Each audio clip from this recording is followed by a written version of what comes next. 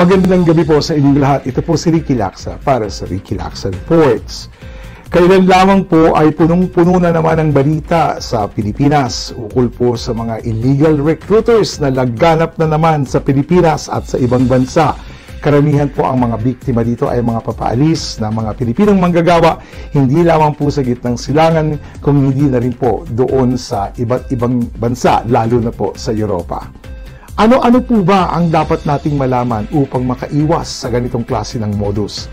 Iisa-isahin po natin yan sa pagbabalik po ng Ricky Lacsa Reports. Magandang gabi po sa inyong muli. Ito po si Ricky Lacsa para sa Ricky Lacsa Reports. Paano po ba natin malalaman kung ang isang kumpanyang ito o isang recruitment agency ay lehitimo o hindi? Ayon po sa Department of Migrant Workers, mayroon daw po silang isang website na kung saan ay maaari ninyong ma-check ang pangalan ng mga recruitment agencies na ito na nag-o-offer sa inyo ng trabaho. Narito po ngayon sa inyong screen ang recruitment agencies list na kung saan po maaari ninyong malaman o ma-check kung totoong lehitimo nga po talaga ang recruitment agency na nagbibigay sa inyo ng trabaho. Kung wala po rito sa listahan, ay alam na po ninyo ito po ay isang bogus at hindi totoo. Ikalawa, papaano nyo naman po malalaman kung ang inyong offer nga sa inyong trabaho ay totoo at lehitimong trabaho, no? Na totoo bang mayroong opening ngayon sa Kuwait? Totoo bang may opening ngayon sa Saudi Arabia? Totoo bang may opening ngayon sa Poland? At kung saan-saang bansa pa, ano? Pumunta po kayo sa website na ito ng Department of Migrant Workers Affairs. Again, nasa screen po ninyo ngayon ang website na ito para malaman po ninyo kung ang trabahong binibigay sa inyo ay naroon po sa listahan. Tandaan po ninyo, kung wala po sa listahan ang trabahong binibigay sa inyo, pati na po pangalan ng ahensyang nagbibigay ng trabaho sa inyo, ay huwag nyo na pong ituloy. Sigurado daw po ito ay bogus at hindi totoo. Huwag po kayo makikipag-ugnayan lamang sa social media. Alam ko po na umaga hanggang gabi kan sa atin ay laman na po ng social media. Kung ano lumalabas dyan habang tayo nag-i-scroll ay nakikita po natin ang iba't ibang offer. Trabaho dito sa lugar na to, trabaho doon sa lugar na ito, malaki kita dito, konti ang placement agency. Huwag po kayong basta-basta maniwala pag ito po ay nakapost sa social media at lalo na po hindi po ito rehistrado sa tinatawag nating Department of Migrant Workers. So tandaan po ninyo, yung dalawang website na binigay ko sa inyo ngayon para sa listahan ng mga recruitment agencies at ang ikalawa po ay para naman sa mga approved na job orders ng Department of Migrant Workers. Huwag po kayong magbabayad ng placement fees o yung tinatawag po nating visa facilitation fees, work permit, at kung ano-ano pa po. Huwag po ninyong gagamitin ang bank transfer, link, o kaya tinatawag nating remittance. Kasi kadalasan po, pag naipadala na ninyo ang pera, naglalaho po ang mga illegal recruiters at saka natanggap na kasi yung pera. So, hindi nyo na po mahanap ngayon kung nasaan itong mga ito. Tandaan po, huwag pong bank statements, links o kaya po remittances. Huwag po kayong magbabayad. Ugaliin po ninyong magbayad sa isang lehitimong opisina ng recruitment agencies na nag-o-offer sa inyo ng trabaho. Siguraduhin po ninyong makakatanggap kayo ng original receipt na kung saan nakasaad po doon ang trabaho, ang halaga at kung para saan po ang binayaran ninyo na iyon na nasa resibo. Tandaan po ninyo, huwag po kayo magbabayad sa restaurant, fast food at kung saan-saan lamang. Sa opisina po ng isang lehitimo at isang lisensyadong recruitment agencies.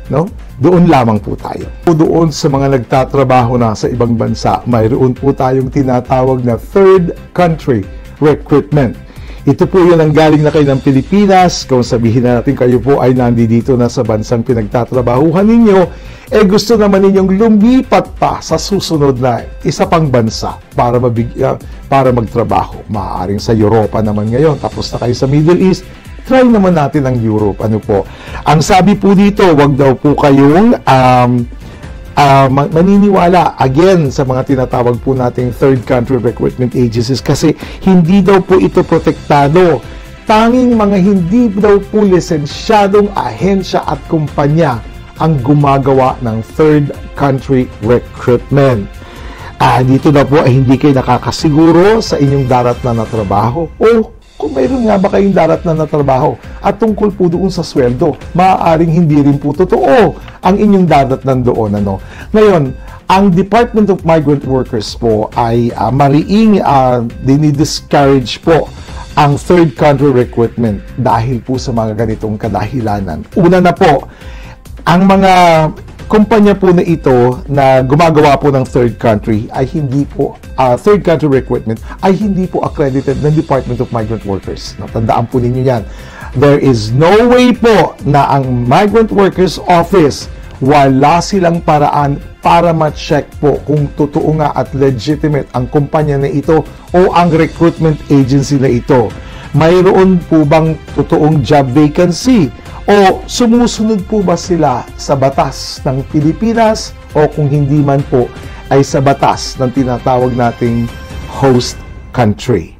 Okay, una na po yun. Ikalawa, marami na po ang report na ang third country workers ay nagbabayad po ng pagkataas-taas na bayad.